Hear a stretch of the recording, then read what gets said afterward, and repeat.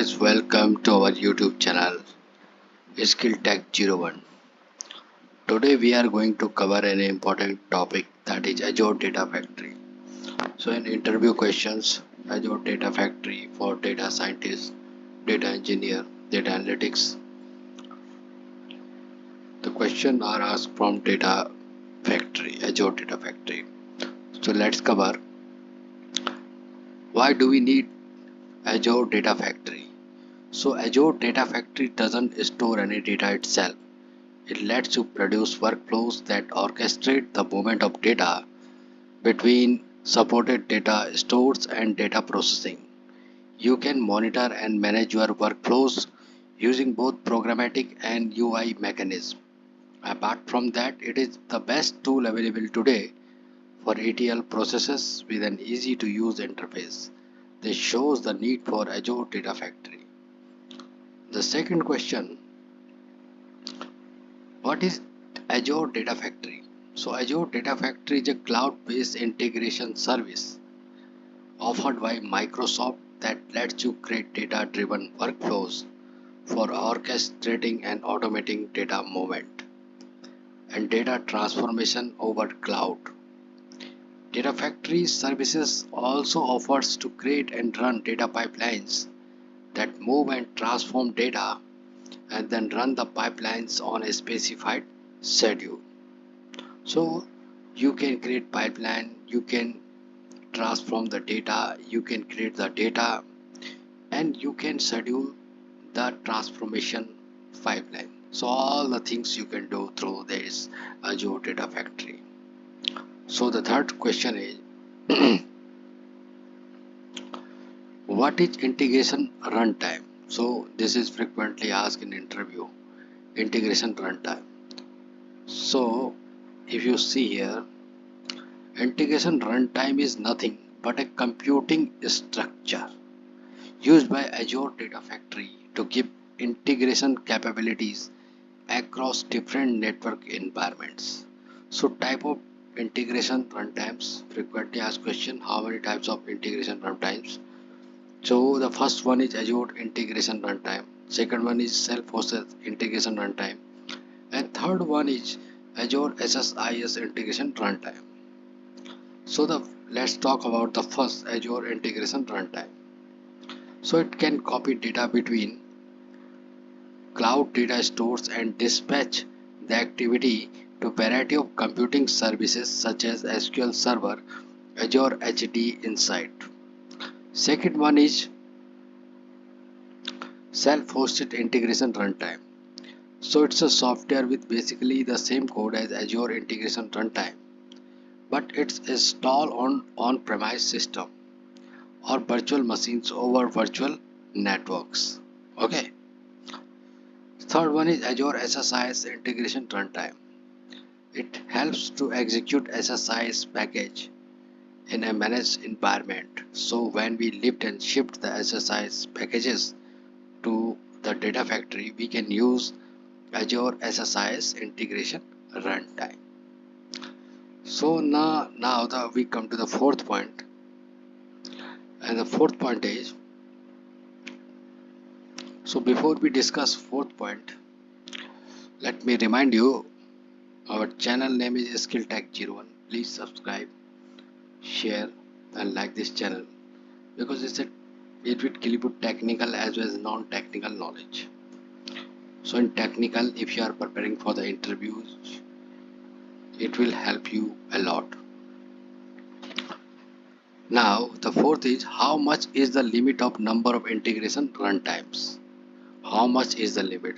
So there is no limit on number of integration runtime instances, but there is a limit on number of VM virtual machine cores used by integration runtime, grounded on per subscription for SSIS package execution.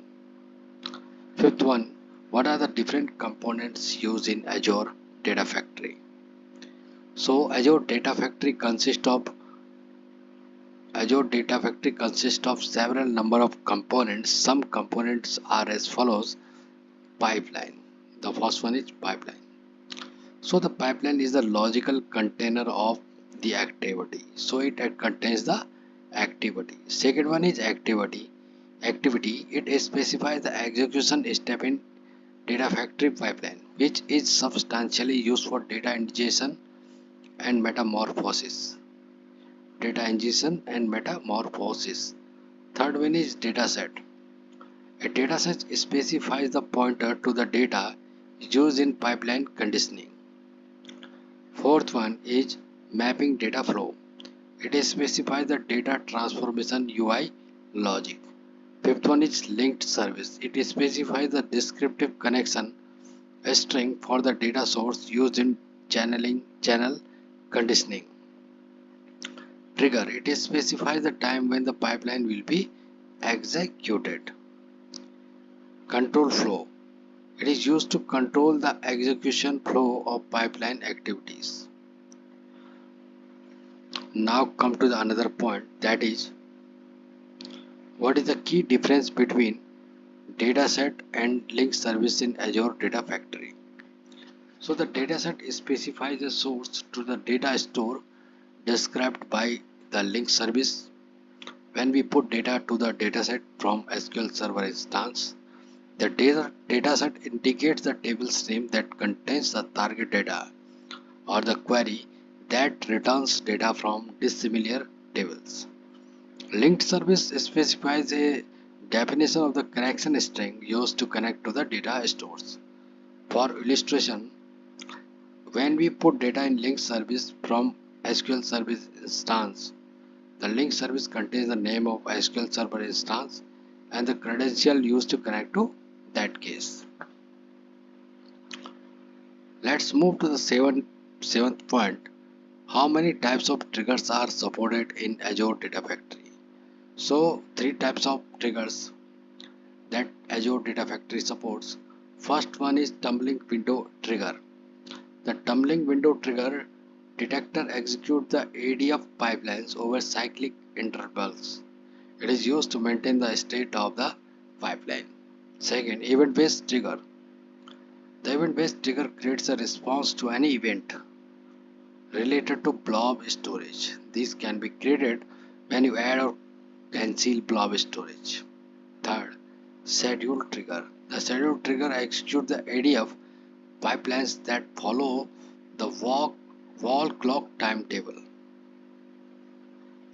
So this is the three main type of trigger. Now, what are the different rich cross-platform SDK for advanced users in Azure Data Factory? The Azure Data Factory V2 provides a rich set of SDK. SDK means software development kits that we can use to write, manage and watch pipelines by applying our favorite IDE. Some popular cross-platform SDKs for advanced users in ADF are as follows: Python SDK, C# SDK, PowerShell CLI. CLI means command line interface, and users can also use documented REST APIs to interact with ADF v2. Now come to the ninth point. What is difference between Azure Data Lake and Azure Data Warehouse? So frequently asked question is this. So you should remember the key points to crack the interviews. The difference between Azure Data Lake and Azure Data Warehouse. So let's talk about Azure Data Lakes. So Azure Data Lake capable way of storing any type, size and shape of data. Data Warehouse acts as a repository for already filtered data from a specified source. Azure Data Lake, it is mainly used for data scientists. But in Data Warehouse case, business professionals tend to use it more often. Third, Data Lake, it is highly accessible to quicker updates. Data Warehouse, modifying the data warehouse can become a challenging and expensive endeavor. Azure Data Lake, it defines the schema after the data is stored successfully. Data Warehouse defines the schema before storing the data. Then did come to the Azure Data Lake, it uses the ELT, ELT, extract, load and transform process. Extract, then load, and then transform process. In case of data warehouse, it uses the ETL, extract, transform and load process. Azure Data Lake, it is an ideal platform for doing in-depth analysis. In case of data warehouse, it stands out as the top choice for operational users. Okay, so now come to the 10th point. What is blob storage in Azure? So it helps to store a large amount of unstructured data, similar to text, images, or double data. It can be used to expose data immediately to the world. Blob storage is most commonly used for streaming audio or videos, storing data for backups and disaster recovery, storing data for analysis, etc. You can also create data lakes using blob storage to perform analytics. 11th point, what is difference between data lake storage and blob storage? So first we talk about data lake storage. It is optimized storage solution for big data analytics workloads. Blob storage is general purpose storage for a wide variety of scenarios. It is also used for big data analytics. It follows a hierarchical file system. Data lake. Blob storage, it utilizes an object store with a straightforward namespace structure. In data lake storage, data is stored as files inside folders. Blob storage lets you create a storage account. A storage account has container that store the data. Okay, now data lake, it can be used to store batch, interactive stream analytics and machine learning data. Blob storage, we can use to store text files, binary data, media storage for streaming and general purpose data. Now we talk about the 12th point, that is, what are the steps to create ETL process in Azure Data Factory? So there are straightforward steps to create ETL processes. We need to create a service for links data store, which is SQL Server database. Let's assume that we have a car dataset. For this car dataset, we can create a link service for the destination data store, which is Azure Data Lake. Now create a dataset for data saving, create a pipeline and copy activity, finally schedule a pipeline by adding a trigger. Okay, so these are the steps. Now what is difference between Azure HD Insight and Azure Data Lake Analytics? So first we talk about Azure Data Insights. It is a platform as a service, while Azure Data Lake Analytics is a software as a service. Azure HD Insight processing data in it requires configuring the cluster with predefined nodes. Further, by using languages like Pig or Hive, we can process the data. In Azure Data Lake Analytics, it is also about passing the queries written for data processing. Data Lake Analytics further creates compute nodes to process the data set. In Azure HD Insight, users can easily configure HD Insight cluster at their convenience. Users can also use Spark and Kafka without restriction.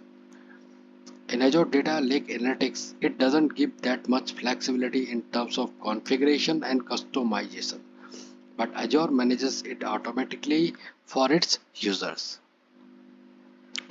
Now come to the other point, that is, what are the top level concept in Azure Data Factory? So the first one is pipeline. There are four basic top line concepts. First one is pipeline. It acts as a carrier where lots of processes take place. Second, activities. It represents the step of processes in the pipeline. Third, datasets. It is a data structure that holds our data. And fourth, link services.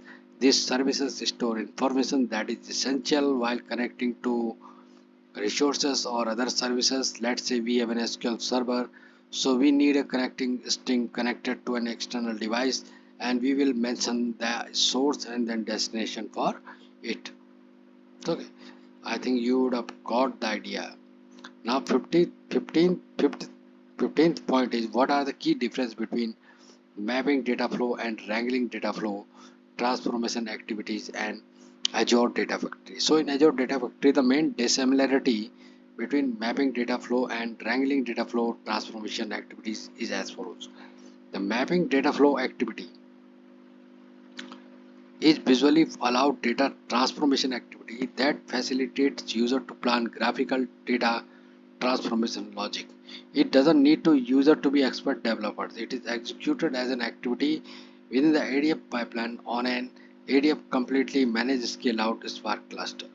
On the other end, the wrangling data flow activity is a code-free data preparation activity. It is integrated with Power Query Online to make Power Query M function available for data wrangling using Spark execution.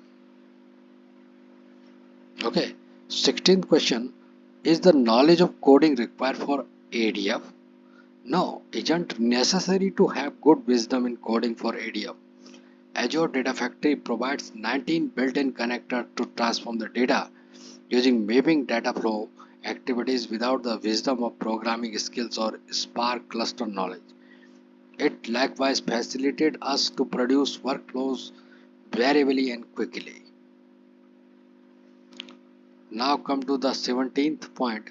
What changes can we see regarding data flows from private preview to limited public preview? The following is a list of some important changes we can see regarding data flows from private preview to limited public preview. So we do not need to bring our own Azure Databricks cluster. We can still use the data lake storage Gen 2 and blob storage to store those files. ADF will address the cluster creation and tear down process. Blob storage, blob data sets and Azure Data Lake Storage Gen 2 are separated into delimited text and Apache Parquet data sets. We can use the appropriate link service for those storage account engines. Now come to the 20th point. How can we schedule a pipeline? So the trigger follows a world clock calendar schedules that can schedule pipeline periodically or in calendar based recurrent patterns. We can schedule a pipeline in two ways, schedule trigger and window trigger. 21st question. Can we pass parameter to pipeline run? So pipeline, yes, definitely we can easily pass parameter to a pipeline run. Pipeline runs are the first class top level concept in ADF. We can define parameters at the pipeline level and then we can pass the argument to run a pipeline. 22nd question. 22. Can I define default values for pipeline parameters? Yes, can define default values for the parameters in the pipeline. 23rd question. 23. Can an activity in pipeline consume arguments that are passed to a pipeline run? Each activity within a pipeline can consume the parameter value that is passed to the pipeline and run with the parameter construct. 24th question. Can an activity output property be consumed in another activity? An activity output can be consumed in subsequent activity with the activity constraint. Very important question are these. 25th. How do I gracefully handle null values in an activity output? So you can use coalesce construct in the expression to handle the null values gracefully. 26. Which data factory version do I use to create data flows? So use the data factory v2 version to create data flows. 27. What has changed from private so what has changed from private preview to limited public preview in regard to data flows? You'll no longer have to bring your own Azure Databricks cluster. Data Factory will manage cluster creation and tear down. Blob datasets and Azure Data Lake Storage Gen 2 datasets are separated into delimited text and Apache Parquet datasets. You can still use Data Lake Storage Gen 2 and Blob Storage to store those files. Use the appropriate link service for those storage engines. Now come to the another point. How do I Let's talk about how do I access the data using other 80 dataset type in Data Factory. The mapping data flow features currently allows Azure SQL database, data warehouse and delimited text files from Azure Blob storage or Azure Data Lake storage to generate tools natively for users and sync. You can use copy activity to state data from any of other connectors, and then you can execute the data flow activity to transform data. Question number 29. Explain the two levels of security in ADLS Gen 2. So the role-based access control and access control list. So role-based access control, it includes built-in Azure rules such as reader, contributor, owner, customer rules. It is specified for two reasons. The first is who can manage the service itself, and the second is to permit the user built-in data explorer tools. Second, access control lists specify precisely which data objects users may read, write, or execute. Question number 13. What has changed from private preview to limited public preview regarding data flows? There are a couple of things that have been changed mentioned below. You are no longer required to bring your own Azure Databricks clusters. Data Factory will manage cluster creation and teardown process.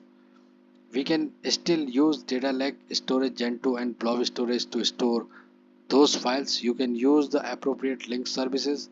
You can also use appropriate link services for those of the storage engines. Blob data sets and Azure Data Lake Storage Gen 2 are separated into delimited text and Apache Parquet datasets.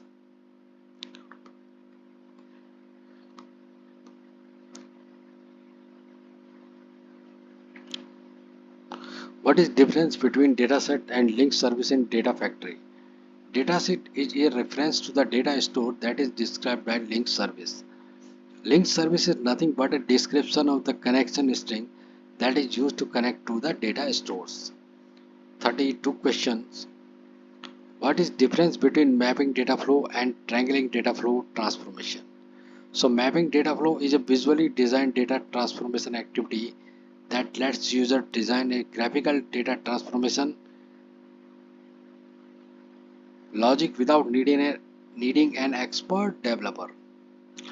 Wrangling data flow. This is a code-free data preparation activity that integrates with Power Query Online. Question number 33. Data Factory support two types of computing environment. To execute the transform activity, mention them briefly. On-demand compute environment. So it is fully managed environment offered by ADF. In this compute type, a cluster is created to execute the transforming activity and removed automatically when activity is completed. Second one is bring your own environment. In this environment, you can yourself manage the computing environment with the help of ADF. Question number 34. What is Azure SSIS integration runtime? So Azure SSIS integration is a fully managed cluster of virtual machines that are hosted in Azure and dedicated to running SSIS packages in the data factory. We can easily scale up the SSIS nodes by configuring the node size or scale out by configuring the number of nodes on virtual machines cluster. 35 question. What is required to execute an SSIS package in data factory? So we need to create SSIS integration runtime and SSIS database catalog hosted in the Azure SQL database or Azure SQL managed instance. 36 question. In an Azure Data Factory pipeline can be executed using three methods. Mention these methods. First one is debug method, second one is manual execution using trigger now, and third one is adding schedule, tumbling window or event trigger. Question number 37. If we need to copy data from an on-premise SQL Server instance using Data Factory, which integration runtime should we use? So it's talking about on-premise. So self-hosted integration runtime should be installed on the on-premise machine where the SQL Server instance is hosted. Question number 38. What is Azure Data Storage? What is Azure Table Storage? So Azure Table Storage is a service that helps user to store structured data in the cloud and also provides a key store and with schema design. It is swift and effective for modern day applications. Question number 90,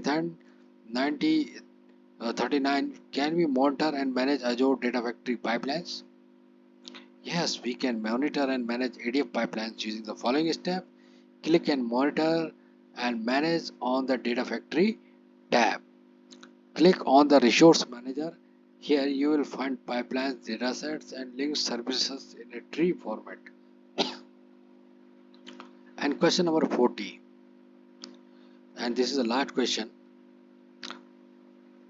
What are the steps involved in ETL process? So the connect and collect. First step, help in moving the data on premise and cloud data stores. Second, transform. Let user collect the data by using compute server such as HD inside Hadoop, Spark, etc. Third is publish. Helps in loading the data into Azure Data Warehouse, Azure SQL database, Azure Cosmos DB, etc. Fourth, monitor. It helps support pipeline monitoring via Azure Monitor API and PowerShell, log analytics, and health panels on Azure portal. So I think you would have gone through the important key points of Azure Data Factory. You would have liked it. So guys, please subscribe the channel and be ready to get similar videos in the upcoming videos. Thank you for watching this video. We appreciate you and I hope in the coming time we will be coming up with more technical videos that will help you in cracking the interview exam of the IT companies. Till then, goodbye, bye bye.